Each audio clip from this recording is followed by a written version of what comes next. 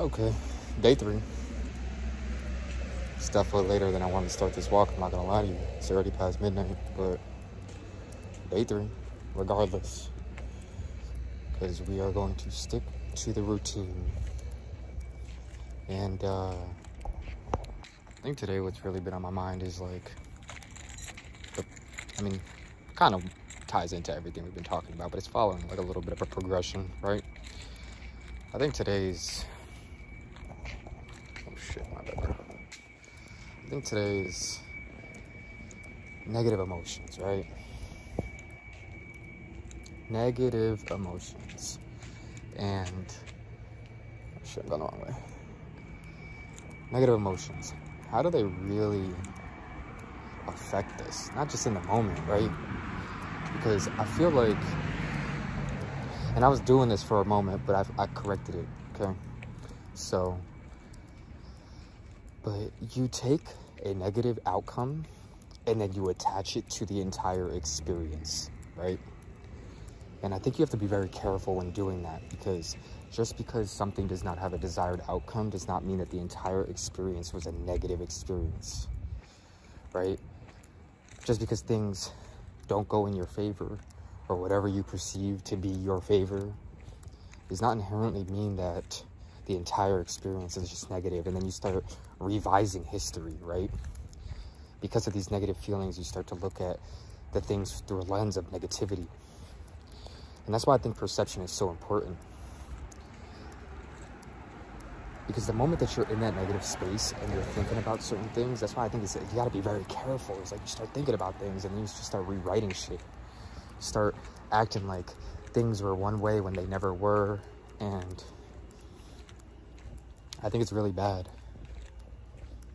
You know, if 90% of the time, if 90% of the time, shit, even 80% of the time, things were great, that's a win.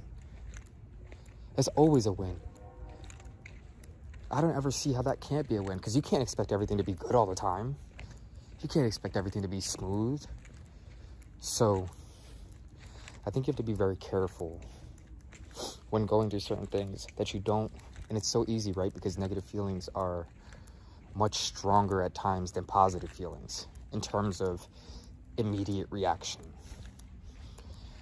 So, and like chemically, like I can't even remember off the top of my head right now because I watched this podcast so long ago, but I think even chemically in your brain, negative emotions are just more powerful in general. So,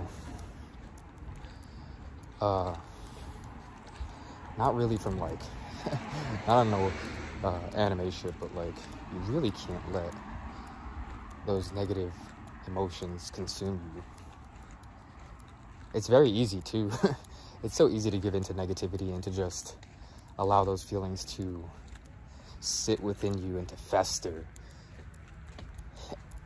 until it truthfully does consume you, and then you hate your fucking life, you're not doing things you need to do, you're not taking care of yourself.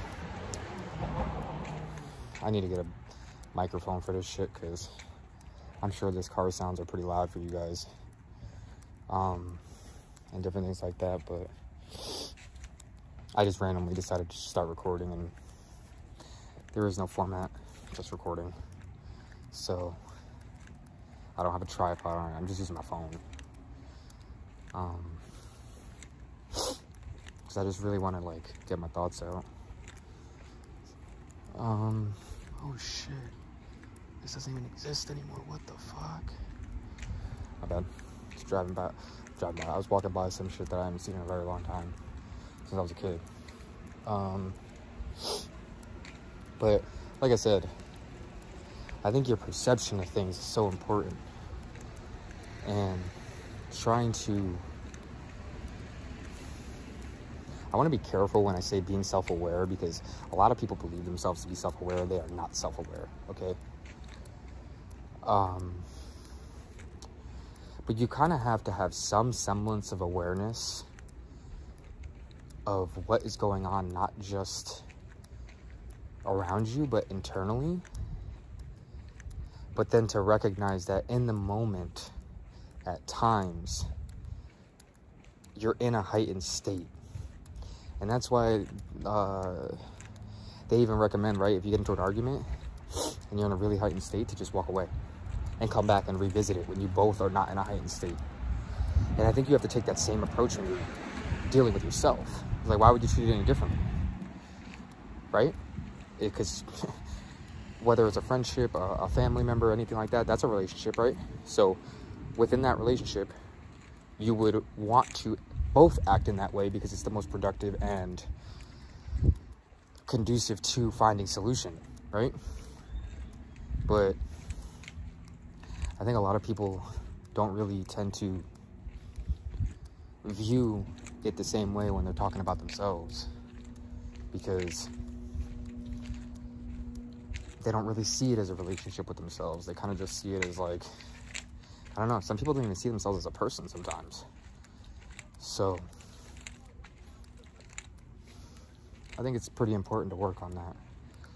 And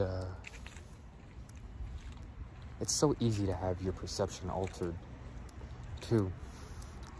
And that's why the other day I was talking about the social media thing, but I mean, we can extend that to even the friends you keep around you, right? Most people will never get out of the situations that they're in at times because of the people they keep around them. Like, there are some people that have a bunch of friends, or what they call friends, okay? Because I think the definition of friend has been diluted and fucked for a while now, and I don't think social media has helped that. So, and I don't see it changing, okay? But I think if you find people that are good people, keep them around. And sometimes it's hard to recognize. I mean, sometimes it's not, and people just don't give a fuck because of internal problems, and so they can't really let go of anybody, even if they're not good for them, right? Because of that reason. But I think when we're talking friends, right, those are people that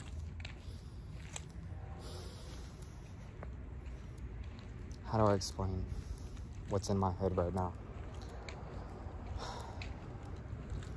So I didn't grow up in a particularly great neighborhood, okay?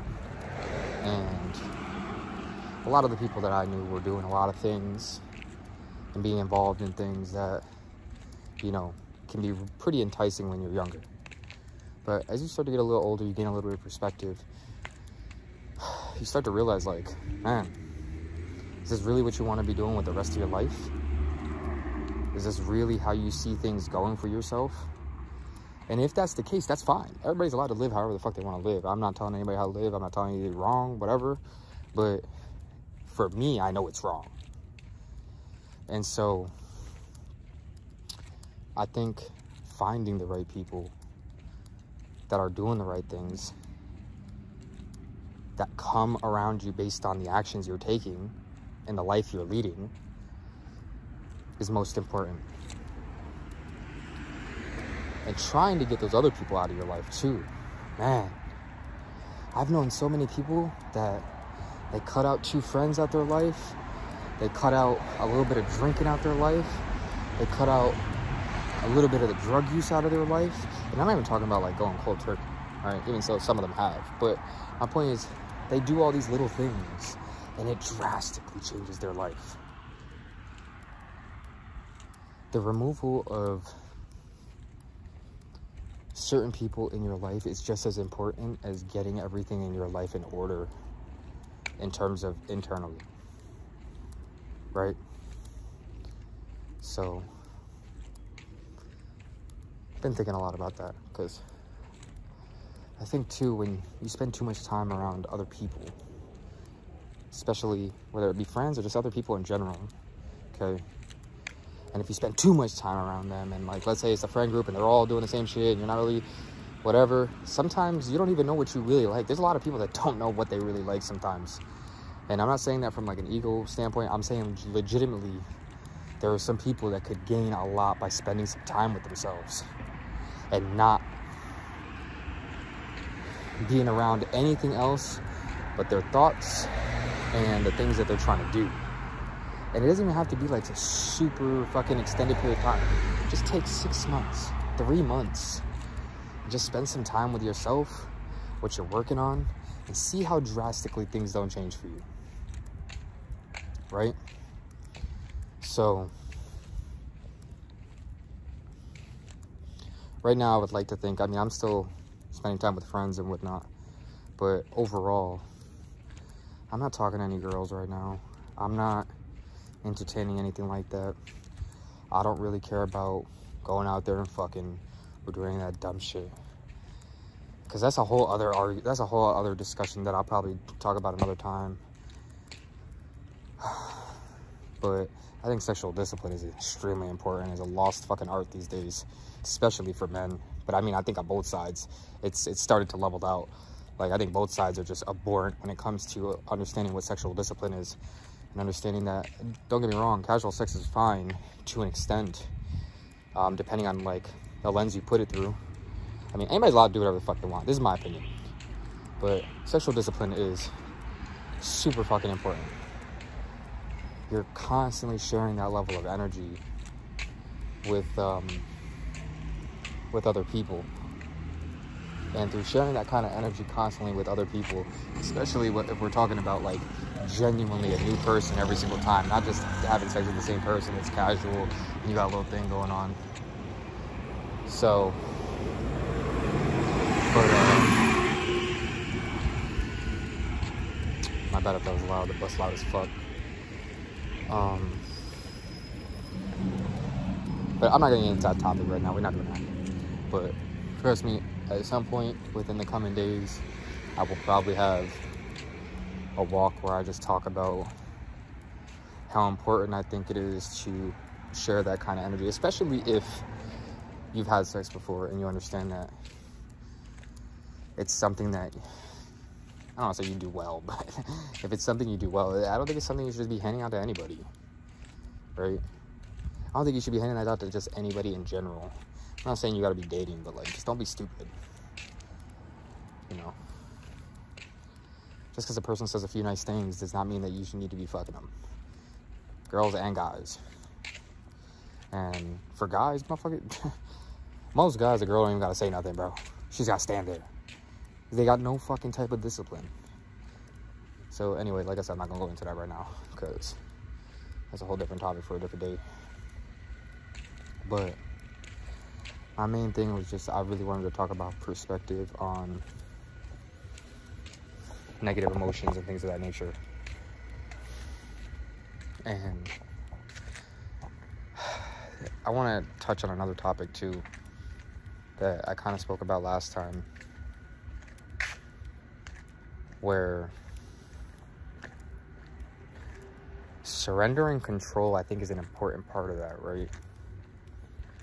Because once you start feeling negative feelings, you're grasping at anything, right? Like, let's take for an example, right? Like, let's see.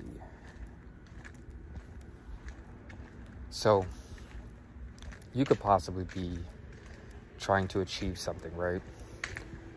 I'm trying to do this as vague as possible so that it can fit all different kinds of scenarios. But you're trying to achieve something.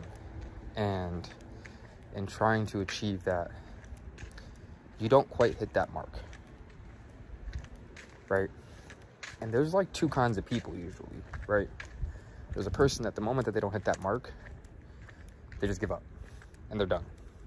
And they let all these negative feelings from not being able to achieve it the first time or the second time based on all the work that they did, and they just give up. And there's another person that goes right back to the fucking drawing board. Goes right back to the fucking drawing board. Because, oh shit, what's that? Because at the end of the day, like I was saying the other day, at the end of the last video, no problems, only opportunities. And a lot of those times, it's an opportunity to really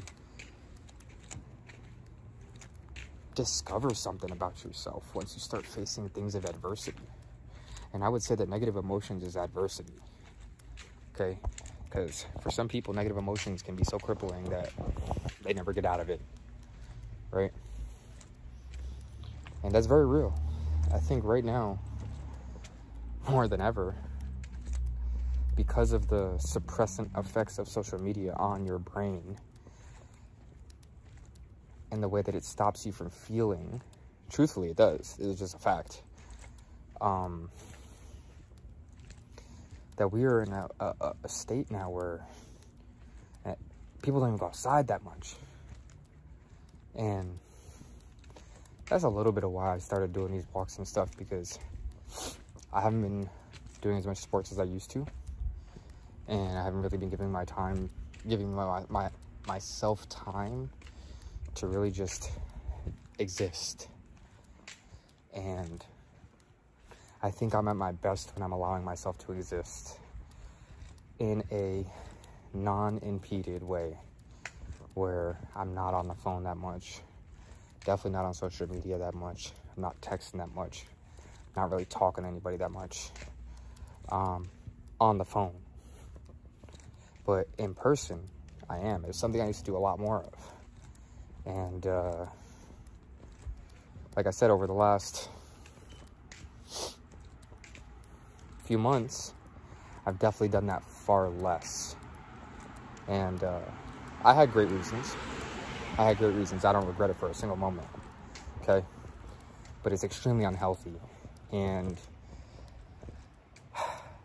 for me, I don't know about anybody else, but for me, I definitely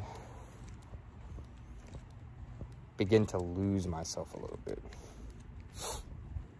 And instead of existing as me, Christian, I'm existing as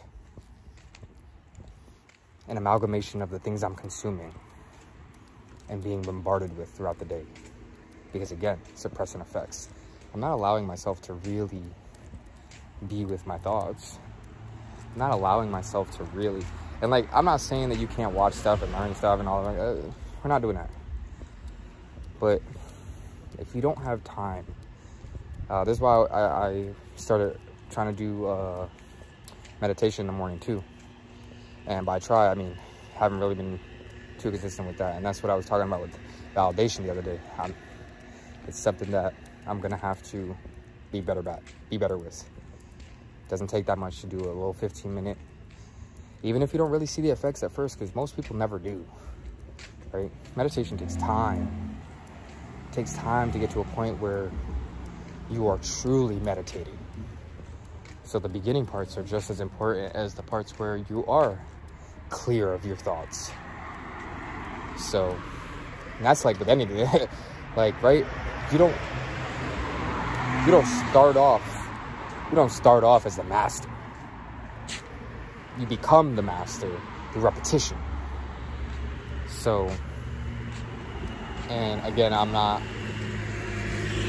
saying that it's something you have to do, but I'm just saying this thought of mindfulness and being with your thoughts and allowing yourself to really figure yourself out. Like, this all comes back to what I was saying, self-discovery. But you can't really discover yourself if you're constantly taking information in from everybody else around you. You start just becoming those things. So,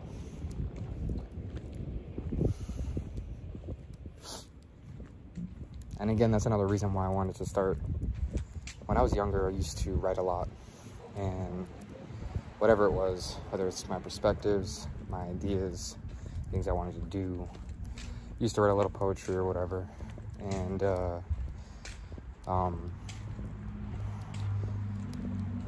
my perspective on that was always, if I write this now, in the future, when I come back to read it, I will be able to see, has my perspective changed? And if my perspective has changed, why has it changed? And if it has changed, has it changed for the worse or has it changed for the better? I'm not gonna lie, when I was younger, and especially in terms of emotional aspects, it was definitely a lot smarter. It wasn't only until the last 2.5 years where I really started to refoster that and to really refine myself. Rediscover, whatever.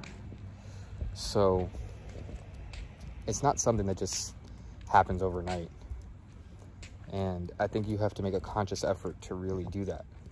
And that's what this kind of is for me. This is me making a conscious effort of allowing myself to document and express what is in my mind. And like I said, hopefully I've had conversations with people where after the conversation, just allowing them a space to talk and to express themselves, and to have someone who's trying to listen and understand what they're going through, and then if they ask, to try to offer some type of advice that could be helpful. Had some pretty cool experiences with that, and it's something that I really do take seriously. Like, the toughest thing a lot of people will ever do in their life is fight demons in their own head. They don't even got to be real, right? And I don't mean that what they're saying is they're making shit up. What I mean is that goes back to your perception. If all you've ever seen is the same fucking thing, and all you've ever had is the same fucking experiences, why would anybody in their own brain ever believe things are going to change? It doesn't matter what happens. Why would they ever believe that? Right? It doesn't matter how good things can look. It doesn't matter how good things can feel. At some point, their brain will always go, you know what? This was good. But when things are good, they always go bad. And I've met athletes, prime example, where they were great in high school, and my bad, video cut off, I didn't really notice, but I've had friends that were great athletes, especially during my time playing basketball and whatever other sports I was doing at the time. And I'm talking about like Division I, Division II All-American, overseas pros, different things of that nature. And because of the life that is led around here sometimes, they get sucked back into that. And they never get to where they're trying to go because they don't have the right system around them. And then their thoughts literally defeated them. It was just their thoughts. They had all the capability to get to the places that they wanted to get to. They had all the skills to get to the places they wanted to get to. But at the end of the day, if your mind not right, nothing's going to be right. Right? If your mind's not right, everything's a little wrong. And even if things aren't wrong, you know, that's the crazy part. So, and I don't think that any of these friends that I've had were broken, right? Just because people are fighting demons don't mean that they're broken. And I don't really like that perspective. I don't really like that wording either, even though it can genuinely feel like that sometimes, right? But I think it's dangerous to start calling yourself broken because you've had bad experiences. Because then it creates this thing where you need to be fixed. And a lot of times it's not about you needing to be fixed. It's just about changing the lens in which you're able to view things. And in my opinion, that's not being broken, right? To me, that's not being broken, okay? So, I hope that if anybody that is watching this is going through something serious and they need to talk, feel free to DM me. I don't care who you are. If you genuinely need to talk,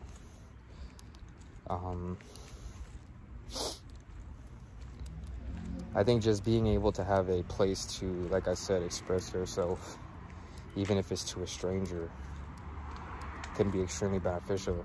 That's why even if you just go to therapy and you just talk, sometimes that can be enough for people.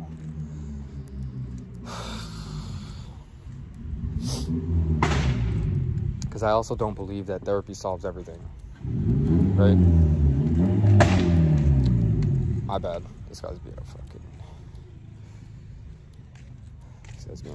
dickhead. Rubbing his fucking head every 10 seconds, bro. It's fucking like 1 in the fucking morning, bro. Fucking beater, bro. Anyway. I think... What the fuck was my train of thought, man?